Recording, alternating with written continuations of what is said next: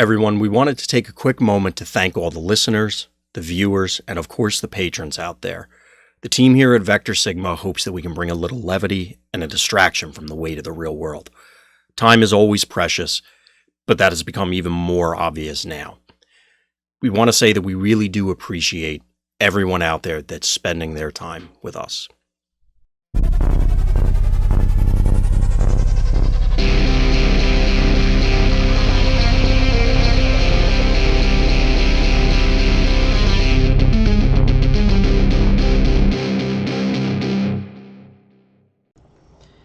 Hey everybody, welcome back to Vectorsigma.info. Dan here today with another deck tech for you.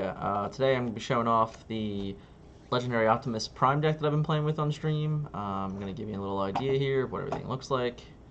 So the new Optimus Prime is this. When you flip to this mode, draw a card. Then if you have fewer cards in your hand than your opponent, draw another card. And the big deal here is when this attacks, repair 1 damage from one of your characters. Then if you have fewer characters on the battlefield than your opponent, you repair another damage. That's going to be the theme of this deck. You're going to see it throughout the entire deck. Our pairing for him is Mr. Risco, which is 2 stars, which is going to put our Optimus at 14 stars. Alright, next guy here is my buddy Brawn again. I've talked about him a bunch in other videos. He's just a stellar card. When he attacks up, he gets Pierce equal to the number of cards the number of the icons you flip. And in this one, he actually does get into bot mode a little bit more, just because you have less flips, so you can actually afford to put them in there if you're going to try and set up like a step forward turn or something, you know, along those lines of a turn where you know they're going to try and go after them. Maybe you can just put them up with, you know, many of the different types of options. He does get to this mode more than in any of the other decks I've been playing. And then our last guy is Mrs. Night Racer, along with Stealth Mission. As you've seen, I had the 14-star Optimus, I had the 5-star Brawn, I had the 5-star Night Racer, so we get a sweet little secret action, which is going to be our Stealth Mission here to get some extra double blues into the deck. Night Racer, you know, as it's kind of like the new Flame War, but you get to move up to 6 stars and you get to play with a Stealth Mission, which is pretty cool. So it definitely helps the deck out. It helps this deck out tremendously, I think, and the idea that I'm going for it. So let's get into that battle deck. Let's talk about it. It's all very much based around the Optimus flip and what that has to offer you. So a lot of the deck is going to be keeping that in mind. We're going to get it started. We're going to have only 2 handheld blasters in this deck. We're going to have 2 Energon Axes. We're going to have 2 Surrey Javelins. We're going to have 2 Nobles Blasters. The reason for 2 Nobles Blasters here is because you need to get to a point where you have a weapon, and that's kind of the biggest problem that I've seen recently is like I'm having trouble winning games, so I need to be able to have a green weapon that I can keep sticking. There are a couple other options that you could try in this spot. You could also just try and go up to more Javelins, more Energons, you know, if you wanted to go that route, but I just like the idea of having the green and having a guaranteed weapon that I can go and get whenever I need it. We have 2 Matrix of Leaderships. These are pretty self-explanatory. Your Optimus is a leader, so this does spread the wealth to your other characters. The big deal here, and which is what's important, is that the only reason why we're having 2 of these instead of like the normal like 3 of most of the time is because your next utility is Toolbox. Toolbox is actually the whole deck here. When I originally built the deck, I didn't have any. It was suggested that I should play at least 1. That 1 turned into 2, and honestly, this 2 could potentially be a 3. It's something to generally look out for, but what Toolbox reads is if damage would be repaired from the upgraded character, instead repair that much plus 1. Now, to go into an example again real quick, we're going to bring up our Optimus. Our Optimus is whenever he repairs 1 damage from one of your characters, if you have fewer characters, you then repair 1 again. So that is 2 packets of 1. So each time he would trigger, so you would heal 2, and if you have less opponents, you would heal 2 again with the Toolbox. So it's a huge combination with the Toolbox to all of a sudden heal 4 damage from a character, which is a big deal. Definitely adds up throughout the course of the game. Think of having like a inborn energy pack, kind of, where instead of having that high number of health, you have this steadier low health, but you have a way to constantly keep healing. So it's just a very intriguing way to look at it. And then for our armors, we have 2 Medic's Protective Field, and we have 1 Reflex Circuit. The big deal here is, so big thing here is with the Medic's Fields and the Reflex Circuits, the Medic Field is the same thing as a safeguard, but it's also when it comes in, it heals 1. So like if you have a Toolbox in, all of a sudden you're like, all right, I play this on my character, I heal 2. And then the Reflex Circuits is kind of like a safety valve later on in the game, like where it's unrealistic that you can trigger Safeguard again.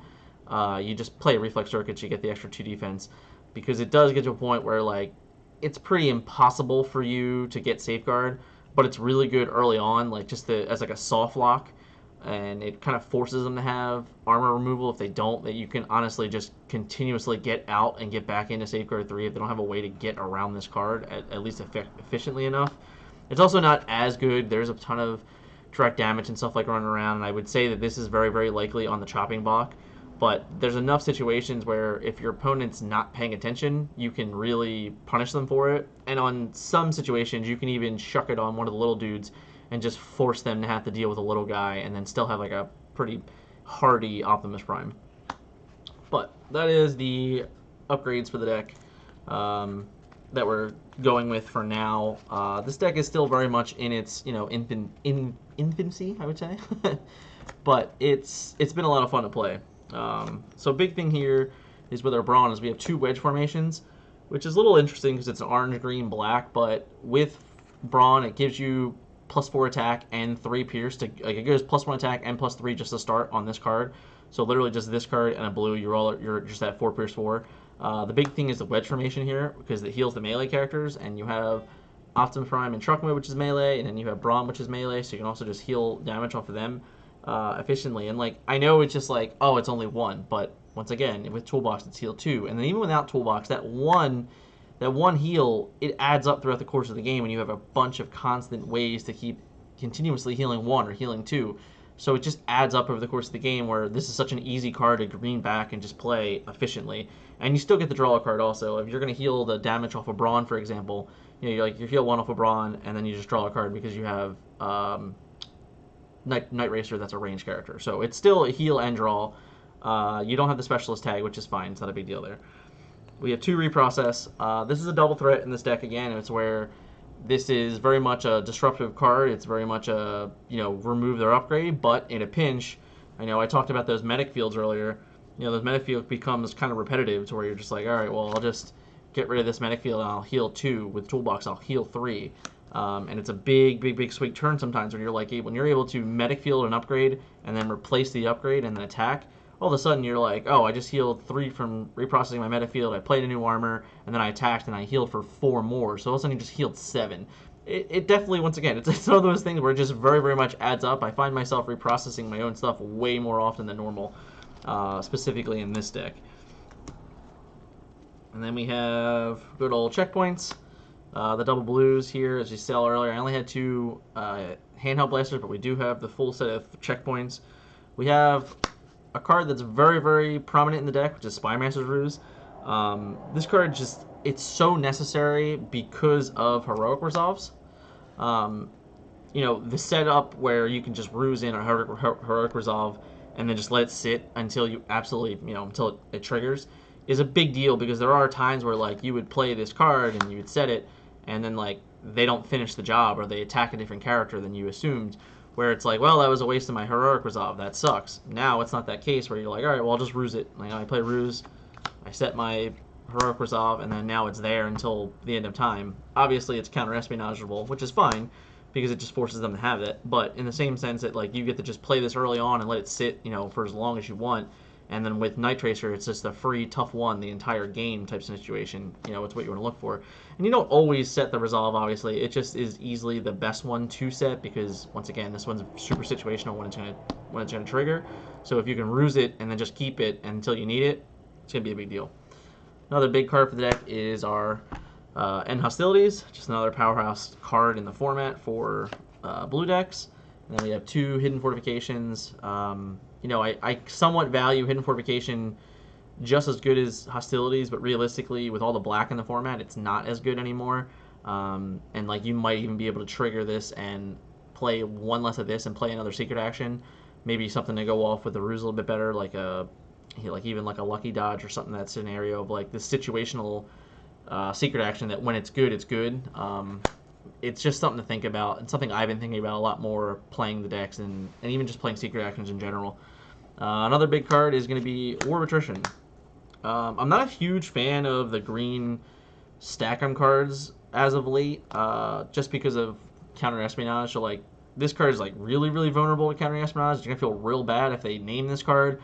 But then again, if like they're naming this card and then you still get to keep your secret action play, like it's probably fine. It's gonna suck because like you're gonna miss out on 3 damage and heal 3, which is a big deal. This 3 damage represents a lot in this deck, but it's one of those trade-offs that I'm willing to take because like the games that they don't have it, and the games they don't name this, you know, you're gonna get that turn where you're like, all right, I'll deal 3 to you, and then I'll heal 4 for me with Toolbox.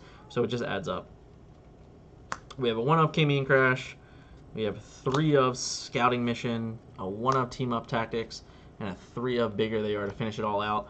And we'll just run it in. The Bigger They Are is, once again, it's you need some type of damage out of your little dudes in the beginning of the game to like easily close out the end of the game.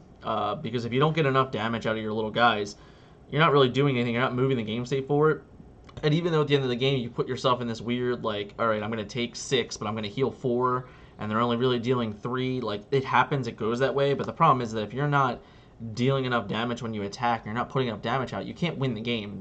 It's very easy for the attacker to win the game, but when you're defending all the time and you're healing all the time and you're wasting all your spells on those, it's hard to end the game. So you need cards like Bigger They Are to guarantee damage early on, to put 4 damage on something so you know later on you're like, all right, that's 4 less damage I have to worry about. Great. The Team Up Tactics it's a twofer. I was looking for another heal that was blue, and this is the one that came out best. You do have the 2 trucks, so you can heal either of the 2 trucks, and then now with Night Racer in the deck, you have a car, so you can also, when in doubt, draw 2 cards. It might be a bit overkill. This is probably another card that's likely on the chop-in block, but I don't mind the blue potential heal 3. It's not terrible. The scouting missions are same concept. I wanted a blue, I wanted a black, because I wanted to keep the black pips up. You know, you look at here, it's like 1, 2, 3, 4, 5, 6, 7 blacks out of our actions, and then there's some, I'm not sure, is there any in our? No, there's none. So there's just 7 blacks. Yeah, 4, 5, 6, 7. So there's just 7 blacks out of 6, actually. Oh, 7, yeah. 7 blacks out of those cards where it's like the black pip is there for the pierce, which is great, but it's also there for the bronze, for the extra trigger on his attack and stuff like that. And then when in doubt, it can ping, and you can use this as an offensive ability if you have to. The K-Mean Crash is same thing. It's like deal 1, deal 2. Now the big thing also that I want to note with these cards is that because you heal yourself so often, the 1 damage that you do is very like non-existent sometimes. So you're just like, you know, there's plenty of plays where you're like, all right, I'll Scouting Mission, I'll draw 2 cards, and then I will set up with my Energon Axe now. And you're like, all right, cool, now I've got a giant dude in the Energon Axe, and then you attack, and you're like, okay, I'll just heal that 1 damage. So now you just got a free Energon Axe while drawing 2 cards. So it's like, okay, like, cool. Like it's part of the setup of the play, but that's what these cards are for. Their cards are for setting that up so you can get the damage out as soon as you possibly can, because you need to start dealing damage along with the healing. And that's it. You know, that's the deck. It's been a lot of fun. It's been really interesting for me to play. I'll be the first person to say that I was one that was like really, really against this Optimus Prime. It wasn't really on my radar as anything that I would consider myself looking at or playing. But after playing games with it, I think it definitely shows potential. I'm definitely not by any means saying that this is the best 40 card list, or even maybe the best lineup for this list. But I do like a lot of the synergy that goes with the characters and the addition of the heroic resolves. They were a big deal, I think. Once I put them in, I felt way more comfortable with the deck about having the extra double blues. Like, I don't have the third handheld blaster. It's one of those things where it might be worth trying to work in. It's just a matter of figuring out like what cards aren't necessary, and that's kind of the process I'm in right now. But all in all, it's been a real fun deck to play. I hope you guys enjoy it, and I hope you guys give the Optimus a little love. Thanks, guys. Have a good one.